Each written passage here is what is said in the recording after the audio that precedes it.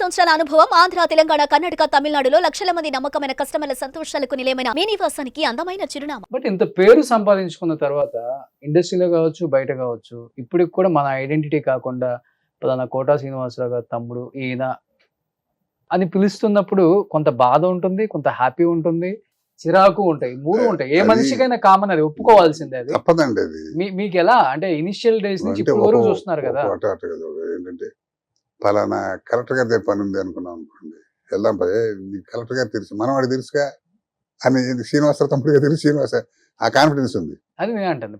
కానీ ఏంటంటే ఆడి తమ్ముడు రా అనేది అంటారు, మరి తప్పదు. అది వాయిస్ పెట్టకుండా ఎందుకు లేదు అంటే తప్పదండి. దాని మంచి నాకేంటంటే నాకన్నా ముందు నా శ్రీనివాసరావు బ్రదర్ గ్లామర్ వెళ్ళిపోద్ది. ఇక శ్రీనివాసరావు బ్రదర్ ఎవరండి అంటే శ్రీనివాసరావు బ్రదర్ కదా అని అంతే తప్ప రంగస్థలం మీద తెలిసిన వాడైతే ఆయన క్యారెక్టర్ అతను రీప్లేస్ చేసి పెట్టక్కర్లే. మనని మంచి వేషం ఇద్దామని ఆలోచన ఉండాలి. ఏవో రకరకాల అవన్నీ అది ఒక రకంగా ఇబ్బంది ఉంది. అబ్బాయి వాయిస్ కూడా అట్టాగా ఉంటుంది అనేవాళ్ళు కొంతమంది ఉంటారు. అది ఒక్కోసారి చూడండి, మీరు మనం కూడా కానీ పెద్ద హీరోలు ఉన్నారు, రచ్చోడు తాతలు రచ్చోడు నాన్నలా ఉంటాడు అంటే అది మరి జనం యాక్సెప్ట్ చేస్తారు కదా. రచ్చం అట్టాడు అని చేస్తారు, రచ్చం అట్టాగా మాట్లాడతాడు అంటే అదేంటంటే మరి అది మన లక్కే బాస్. దానివల్ల అది కూడా అనుకుందామంటే అది కూడా కాదు. వాడు తమ్ముడు అన్న గ్రామర్ రావాలి, మరి వేషం మంచి వేషం రావాలి, కానీ రాదు అంతే దానికి. బట్ ఆయన సినిమాలకి చాలా సినిమాలకి ఆయన బిజీగా ఉన్న టైంలో మీరు డబ్బింగ్ చెప్పిన సందర్భాలు ఉన్నాయి కదా. కొద్దిగా ఉంటాయి కదా. లేదు అంటే ఆయన కన్నడంలో మిగతా లాంగ్వేజ్ లో వేసిన వాడు తెలుగు సినిమా డబ్ చేసినప్పుడు చెప్పాను, అట్టా చెప్పాను. స్ట్రైట్ క్యారెక్టర్ కన్నడంలో చేసేటువంటి సినిమాలు వాడే వ్యాపారం ఉంటుంది కదా, తెలుగు డబ్ చేసినప్పుడు అప్పుడు అతను ఆయన వాయిస్ చెప్పా కానీ స్టేట్ పిక్చర్స్ లో లేదు. సార్ ఆయనకి ఆ బాడీ లాంగ్వేజ్ అంటే ఆ వాయిస్ అంటే డైలాగ్ డెలివరీ కానీ ఒక జోన్ అంటే సపరేట్ జోనర్ ఆయన ఎంచుకున్నారు. అంటే ఎంచుకోవటంలో కూడా ఆయన బాడీ లాంగ్వేజ్ నుంచి వస్తుంది. అబ్జర్వేషన్ అంటే మనిషిని చూసి మీతో మాట్లాడుతానంటాడు, మేము లక్ష్యం తీసేస్తాడు, బాగుంది ఎక్కడో వాడతాడు అనమాట. చాలా మందికి నాకు మా వాడు వేసే క్యారెక్టర్ చాలా క్యారెక్టర్ మా ఊళ్ళో కూడా అంతమంది మాకు తెలిసిన వాళ్ళు ఉన్నారు. వాళ్ళని అబ్జర్వ్ చేసేవాడు, అది కొట్టేవాడు అంటారు ఒకసారి అని అంటుంది. అవన్నీ అబ్జర్వ్ చేస్తాడు, అబ్జర్వ్ చేసి పట్టుకుంటాడు, ఎక్కడైనా అవకాశం ఉంటే ఉపయోగిస్తాడు. ఇప్పుడు ఒక వే వచ్చిన తర్వాత వాళ్ళు జనానికి కూడా వాడు ఏం చేసినా బాగుంటుందని స్టేజ్ వచ్చిన తర్వాత వెళ్ళిపోద్దండి. రకరకాల ఏ మ్యారేజ్ ఇప్పుడు ఒకడేలా రామారావు చెప్తేనే వాడేలా మనం చెప్పగలం, చెప్పాలి ఆ మహానుభావుడు వాడు చెప్తేనే ఆ గ్లామర్ అంటే అదే కదా. మరి ఇప్పుడు అంత పేరు వచ్చిన తర్వాత ఫ్యామిలీలో కానీ లేకపోతే రిలేటివ్స్ లో కానీ ఎలా ఉంది సార్ ఆ చేంజ్? ఎలా ఉంది ఒక్కసారిగా? అంటే శ్రీనివాసరావు గారు 20 years బిజీగా ఉంటారు నాకు తెలిసి. 25 years తను అంతే. వాడు ఒక మంచి లేదు చెడు లేదు, ఎవరిని కలవటం లేదు, పిల్లలు ఫ్యామిలీ కలవడం టైం ఉండేది కాదు. ఏదో అట్టా అంతే. అది ఈ లైఫ్ అంటే ఆ లైఫ్ కావాలని కోరుకుంటే అంతేగా. మరి హీరోలు అంటే ఏంటంటే వాళ్ళు 2 సంవత్సరాలు సినిమాలు చేస్తారు, వాళ్ళ టైం రెస్ట్ తీసుకుంటారు. మంది హీరోలకు వీళ్ళు ఉంటారు కదా, అలాగే 30 రోజులు బిజీ ఉండే మనుషులు. తప్పదు అది మరి అంతే. ఫ్యామిలీ మిస్ అయ్యారు బాగా ఆయన. బాగా. ఏం చేస్తున్నారు పిల్లలు ఇప్పుడు?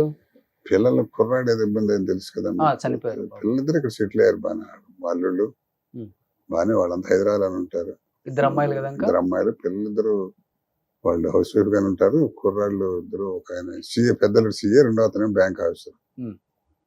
బాగానే వాళ్ళు హ్యాపీ. ఇప్పుడు కొడుకు పిల్లలు ఏం చేస్తున్నారు? కొడుకు పిల్లలు 2 అబ్బాయిలు అనుకుంటా కదా. పెద్ద మనవాడు ఇంజనీరింగ్ అయిపోయి M.Tech చేస్తున్నాడు, రెండో అతను B.Tech చేస్తున్నాడు. పిల్లలు పైకి వచ్చారు.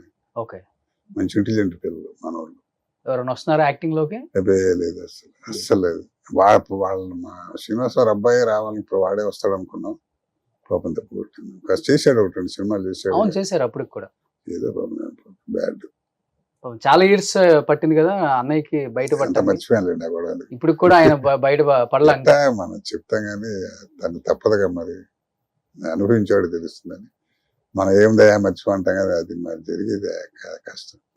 ఇప్పుడు మా బాయ్ మీకు కాఫీ ఇచ్చినాక అంటున్నారు, కోట శ్రీనివాసరావు గారు ఇప్పుడు మళ్ళీ హెల్త్ బాగుంది అనుకుంటా sir, but tip top ready అయ్యి వచ్చారండి. ఇప్పుడు ఆయన వాళ్ళ తమ్ముడు కోట శంకర్రావు గారు అంటే లేదు సార్ ఆయనే సార్, నేను మీతో మాట్లాడేటప్పుడు నేను విన్నాను కదా వాయిస్ కూడా అని అంటున్నాడు. భయాలు ఎక్కువ ఉండేది పూర్వం. ఏంటంటే ఫ్యామిలీ పరంగా కూడా కాస్త ఏదో హాయిగా ఉన్నాడు. ఆ సినిమా రంగంలోకి వెళ్ళి ఆ వ్యామోహంలో పడి పాడిపోతాడేమో భయం, ఎంకరేజ్మెంట్ తక్కువ. ఎక్కువ అమ్మాయిలతో తిరుగుతారన్న భయం ఉండేది అప్పుడు కదా.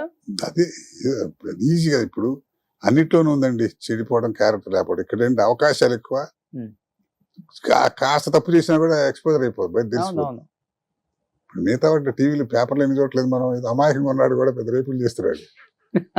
ఏంటంటే దీంట్లో సినిమాల విషయం ఎక్స్పోజర్ ఎక్కువ. కాస్త కొంచెం ఏదో చెప్పినట్టుగా 2 సినిమాలు వేస్తే ఏమో రోజు 1 లక్ష రూపాయలు ఇస్తారా అంటారు, అట్లా అంటారు అన్నమాట. ఏదో అట్లా దీని పద్ధతి వేరు. ఇది రన్ చూడంగానే మంచిగా చెడుగా తొందరగా వెళ్ళిపోతుంది. అవును. బట్ విలన్స్ మీకు అప్పట్లో మంచి ఫ్రెండ్స్ అంటే రామరెడ్డి గారు కానీ, రామరెడ్డి, జయప్రకాష్ రెడ్డి గారు. శ్రీహరి, ఆ. జయప్రకాష్ మన రంగస్థలం నుంచి వచ్చినవాడు, అవును. స్టేజ్ నుంచి వచ్చినాడు. ఏవిఎస్ బాలని వీళ్ళంతా, ఎల్వి శ్రీరామ్ వీళ్ళంతా మా సహజ నాటకాలు సహజాలు కదా. రైటర్కి ఇస్తారా, రైటర్లు అయ్యారు. అతనిది వేరే స్టైల్ అసలు రామరెడ్డి గారిది. రామరెడ్డి గారు అదే చెబుతున్నా కదా, ఆయన మహజాతకుడు అంతే. ఆయన లాస్ట్ వరకు టచ్ లో ఉన్నారా మీకు ఆయన? ఏదో మోహన్ బాబు గారి సినిమా కూడా వేసాం, కలిసి చేసామండి. అడవిలో అన్న సినిమా కూడా ఇద్దరం బ్రదర్స్ గా చేసాం, తెలంగాణ స్లాంగ్ మాట్లాడుతూ. బాగా అంటే బయట ఏముంది, ఎక్కడ కలవటం తక్కువ కదా, నేను వెళ్ళి కలవటం తక్కువ. కలిస్తే మా చక్కగా శ్రీహరి కూడా చాలా బాగుండేవాడు మనిషి. ఇప్పుడు ఏమండి అని ప్రపంచంలో ఏమయ్యా అనుకునే ఈజీగా మాది, అందరూ ఒకటి ఏజ్. తర్వాత కుర్రాళ్ళకైతే మేము పెద్దవాళ్ళం, కానీ మనలో రామిరెడ్డి, భారణి, ఎల్వి శ్రీరాము, తర్వాత దివాకర్ బాబు, రెడ్డి దివాకర్ బాబు, మేమంతా. ఎందుకు సార్ రామరెడ్డి గారు చనిపోయింది? తెలియదు ఎవరికి అసలు ఆయన చనిపోయిన. క్యాన్సర్ అన్నారు మరి. ఓకే. ఏంటో మరి మంచి ఆరోగ్యవంతులు. మరి ఆయన శ్రీహరి మాత్రం ఏంటండి, అది అసలు అసలు ఎట్లాంటి బాడీ అవుతుంది. షాకింగ్ న్యూస్ అందరికి. మరి అది అంటే ఏవో బ్యాడ్ ఆరోగ్యం. వాళ్ళ ఫ్యామిలీ ఇక్కడే ఉంటున్నారా, రామరెడ్డి గారి ఫ్యామిలీ? వివరాలు తెలియదు నాకు అసలు. ఆ అమ్మాయి తెలుసు, శ్రీహరి భార్య ఆర్టిస్ట్ ఆవిడ గారు ఓ సినిమా చేసాం ఆవిడతో ఏదో. ఇప్పుడు అట్టా ఆర్టిస్ట్ గా ఆవిడ కొద్ది పరిచయం, కానీ ఇప్పుడు కలిసి సెలవు అంటామే తప్ప మనకి ఏముంటుంది. సో అప్పుడులో మీరు అందరూ మంచిగా కూర్చొని అదేం లేదులేండి. అంటే ఇప్పుడు అసలు ఇది వరకు ఆ రిలేషన్ ఉండేదండి. పలానా వాడు ఆ ఊరి నుంచి వచ్చాడు, వాడికి అది ఇబ్బందులు ఉన్నాడు, పర్వాలేదు అని గోపాలరావు గారు అంటాడు కూడా, జాగ్రత్త అండి అయ్యా, జాగ్రత్తగా ఉండండి, డబ్బులు అట్టా సలహాలు ఇవ్వటం. ఇప్పుడు అసలు రంగు దుర్చుకున్న తర్వాత అసలు 5 నిమిషాలు ఎవడు ఉండట్లా. పైగా ఇప్పుడు అంటే మనకు కొంత ఏజ్ గ్యాప్ కూడా వస్తుంది. ఇప్పుడు కుర్రాళ్ళు అన్నారు అనుకోండి, మన కలుద్దాన కూర్చోండి శంకరావు పెద్ద ఆయన తోసేస్తారు తప్ప కలవం కాదు, ఏజ్ గ్యాప్ కొంత ఉంటుంది. ఇద్దరు సామూహికంగా కూర్చోటాలు, మాట్లాడుకోవటాలు ఇప్పుడు ఎవరికి పోతాయి కదా, ఎవడు కావాలి. అందరూ ఒక చెట్టు కింద కూర్చొని తినేవాళ్ళు. అప్పుడు ఇది ఈ కార్వాన్ వచ్చిన తర్వాత అసలు పోయింది. ఎవరికైనా షార్ట్ యాక్సిడెంట్ దాంట్లో కూర్చోటే కదా, ఇద్దరికంటే అందరూ ఒక చోట పడుండేవాళ్ళు, ప్యాకాడే బ్యాచ్ మాటలు చెప్పేవాళ్ళు. ఇప్పుడు అసలు అదేంటో అంతా పోయింది సార్, కల్చర్ మారిపోయింది. మంచి భోజన ప్రియులా మీరు కూడా? బాగా విపరీతం. అన్నయ్య మీరిద్దరు? పెద్ద బ్రదర్ అసలు మా ఫాదర్ అంతే.